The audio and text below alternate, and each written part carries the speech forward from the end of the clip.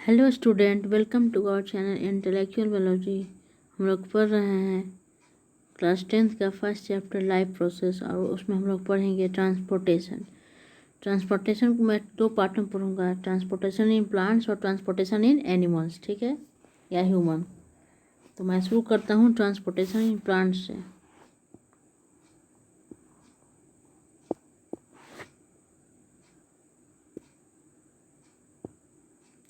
Transportation is a vital process in plant.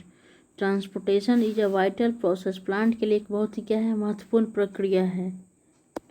The process involve the transportation of water and necessary nutrient to all parts of the plant for it survival. Plant के survival के लिए water और other necessary nutrient को क्या होता है, transport करता है, ठीक है ना। Food and water transportation take place separately in plant. Food का और वाटर का ट्रांसपोर्ट क्या होता है, प्लांट में अलग अलग होता है। जाइलम क्या करता है, वाटर को ट्रांसपोर्ट करता है, और फ्लोएम क्या करता है, फूड को ट्रांसपोर्ट करता है। जैसे कि इस इमेज में हम लोग देख पा रहे हैं कि क्या हो रहा है, water and mineral are taken up by root. Soil में जो क्या है, वाटर मिनरल उसे क्या करता है, रूट क्या करता है, उसको ऑब्जर्व कर लेता है और उसको भेजता है कहाँ, लीफ में भेजता है। क्योंकि लीफ में क्या होता है, with the help of photosynthesis, वहाँ पर क्या होता है, फूड बनता है, मतलब ये लोग खाना बनाते हैं in the form of glucose. फिर ग्लूकोज क्या कर दें यहाँ पर, फिर से वापस ग्लूकोज कहाँ गया, रूट में आ, क्योंकि इनको चाहिए ना एनर्जी, तभी तो वो क्या करेगा, उसको एब्जॉर्ब कर पाएगा। और बाकी को कहाँ भेज देंगे, ग्रोइंग वर्ड में, जिससे क्या होगा, फ्रूटिंग होगा, फ्लावरिंग होगा, ठीक है। अब बात करते हैं फ्लोएम के, कि फ्लोएम क्या होता है। The phloem is responsible for translocation of nutrient and sugar like carbohydrate produced by leaves to area of the plant that are metabolically active. ऐसे प्लांट के पास जो कि क्या, उनके मेटाबॉलिकली एक्टिव होते हैं, उनके पास क्या करता है, न्यूट्रिएंट को और शुगर जैसे कि कार्बोहाइड्रेट को क्या करता है, ट्रांसलोकेट कर देता है, ठीक है। अब बात करते हैं सीव ट्यूब, इनके कंपोनेंट क्या होते हैं, फ्लोएम टिश्यू के कंपोनेंट कौन कौन से होते हैं, ठीक है। सीव ट्यूब, आप लोग के लिए क्वेश्चन है, बताइए कि सीव ट्यूब है ना, ये सीव ट्यूब लिविंग सेल है या फिर डेड सेल है, लिविंग है या फिर डेड है, आप लोग इसको कमेंट में बताइएगा इसका answer. Companion cell, phloem fibre and phloem parenchyma cells are the components of this tissue, ठीक है। The flow of material through phloem is bidirectional, bi मतलब तो होता है, फ्लोएम में क्या होता है, दोनों डायरेक्शन से मटेरियल का क्या होता है, आदान प्रदान होता है इन दो डायरेक्शन में। तो अब बात करते हैं कि ट्रांसलोकेशन क्या होता है, ठीक है। अब हम लोग बात करें कि ट्रांसलोकेशन क्या होता है, तो देख लीजिए ट्रांसलोकेशन क्या होता है।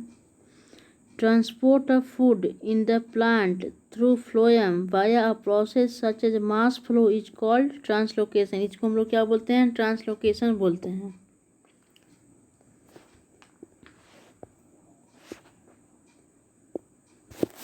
Photosynthesis, that is sugar and organic molecules such as amino acid, organic acid, protein and inorganic salt like potassium, magnesium, nitrate, calcium, sulfur and iron from source tissue mature leaves to sink cell, जो कि area of growth and storage are transported through xylem। xylem से क्या क्या transport होते हैं, materials like sucrose is loaded from leaves to phloem using the energy of ATP, ठीक है ना। सुक्रोज क्या आता है, लोडेड कहाँ आता है, लीफ से फ्लोएम में जाता है with the help of energy ATP. ATP को क्या बोलते हैं, करेंसी ऑफ द सेल बोलते हैं ना। Such a transfer increase the osmotic pressure causing movement of water from nearby cell into the phloem tissue and the material get transported through the phloem. जब ऐसे transfer होते हैं, जब ऐसे transfer होते हैं तो क्या होता है, यहाँ पर क्या होता है, ऑस्मोटिक प्रेशर, ऑस्मोटिक प्रेशर क्या करता है, इंक्रीज कर जाता है, और इंक्रीज करने के कारण क्या होता है, वाटर का मूवमेंट होता है नियर बाई सेल से फ्लोएम टिश्यू में, और मटेरियल ट्रांसपोर्ट होता है थ्रू फ्लोएम, ठीक है ना। The same pressure is also responsible for the transfer of substance from phloem to tissue where food is required. उसी प्रेशर से क्या होता है, सबस्टांस का ट्रांसफर होता है फ्लोएम के द्वारा टिश्यू में, जहाँ पर क्या होती है, खाने की, फूड की क्या होती है, रिक्वायरमेंट होती है. Thus the bulk flow of material through phloem take place in response to an osmotically generated pressure difference. ठीक है, अब यहाँ पर डायग्राम हम देख लेते हैं.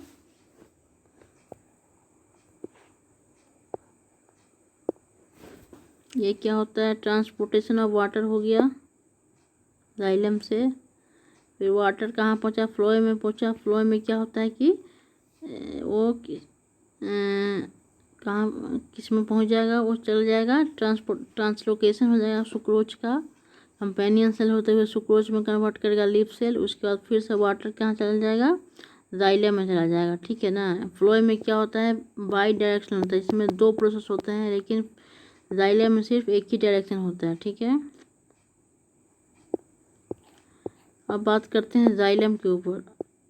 Xylem tissue transport water in plant from root to all other part of the plant. Xylem tissue क्या करता है, वाटर को पूरे प्लांट में रूट से पूरे other parts of the plant में क्या करता है, ट्रांसपोर्ट करता है. Xylem tissue is made up of ट्रैकियार्ड, vessels, xylem fibres and xylem parenchyma. आप लोग ये कॉल सवाल है कि ट्रैकियार्ड क्या है, लिविंग सेल है या फिर डेड सेल है, आप लोग बताइएगा. ठीक है. The flow of water and mineral through xylem is always unidirectional. Always क्या होता है, unidirectional मतलब एक डायरेक्शन होता है उनका. ठीक है ना. अब बात करते हैं difference between xylem and phloem.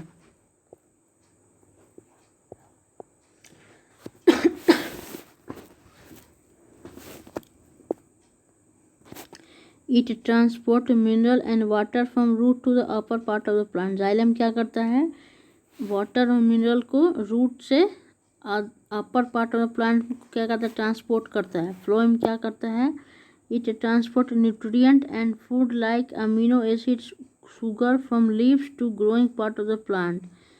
देखिए जाइलम क्या करता है कि रूट से अपर के ऊपर वाला पार्ट में पूरा पहुंचाता है, लेकिन फ्लोएम क्या करता है, क्योंकि ये किसका काम होता है, फूड को और न्यूट्रिएंट को पहुंचाना. तो फूड न्यूट्रिएंट कहाँ बनता है, लीव्स में बनता है, वहीं से क्या करते हैं, अदर पार्ट्स ऑफ प्लांट में उनको भेज देते हैं. ठीक है. इनका मूवमेंट क्या होता है, इन डायरेक्शनल होता है. इनका मूवमेंट होता है बाई डायरेक्शनल होता है.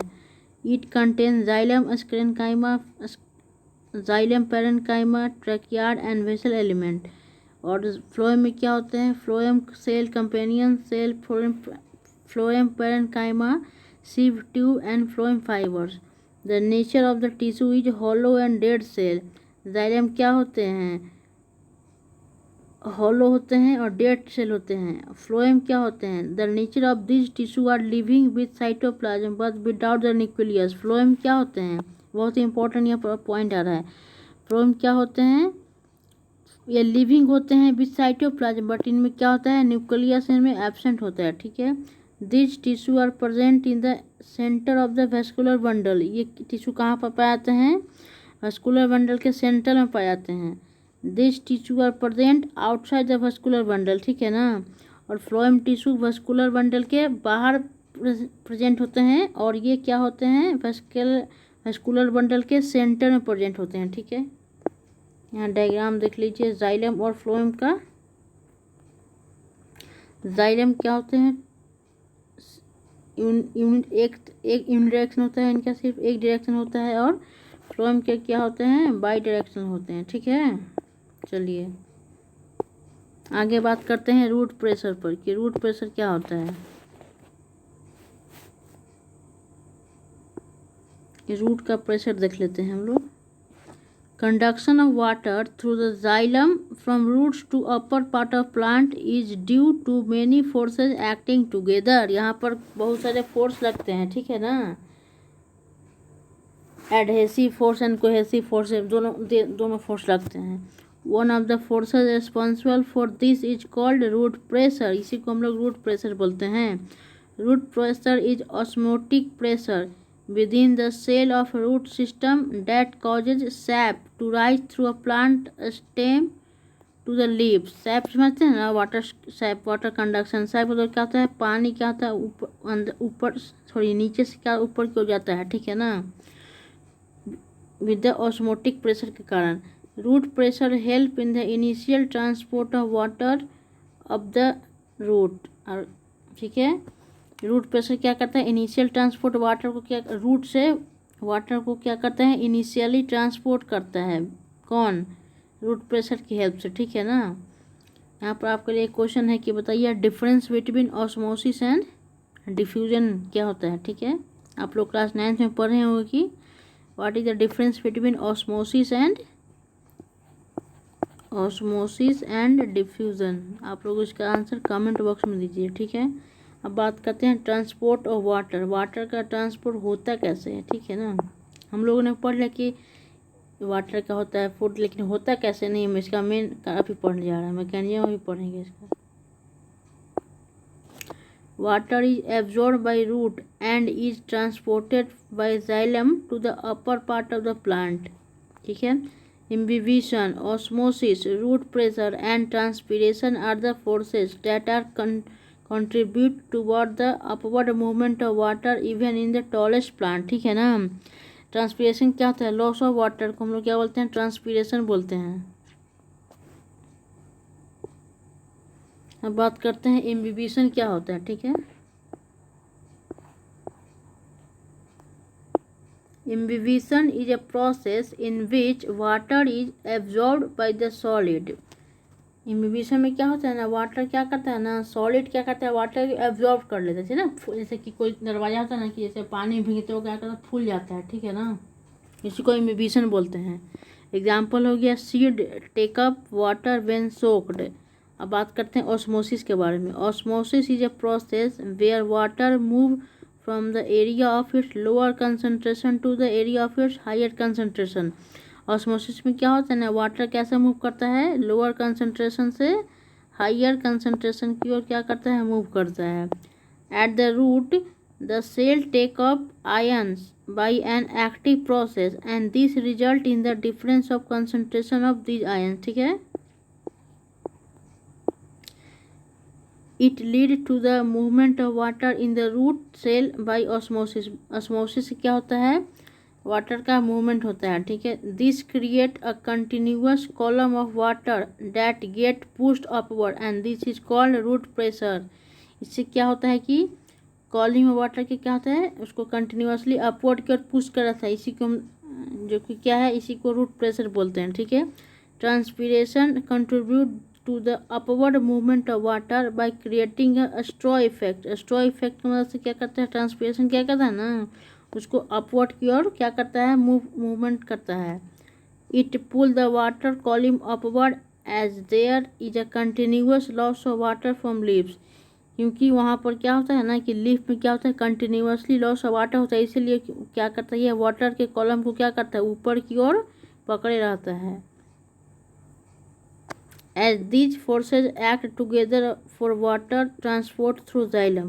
और ये सब फोर्स क्या मिलकर क्या करते हैं, जाइलम के द्वारा वाटर को ट्रांसपोर्ट करते हैं, ठीक है।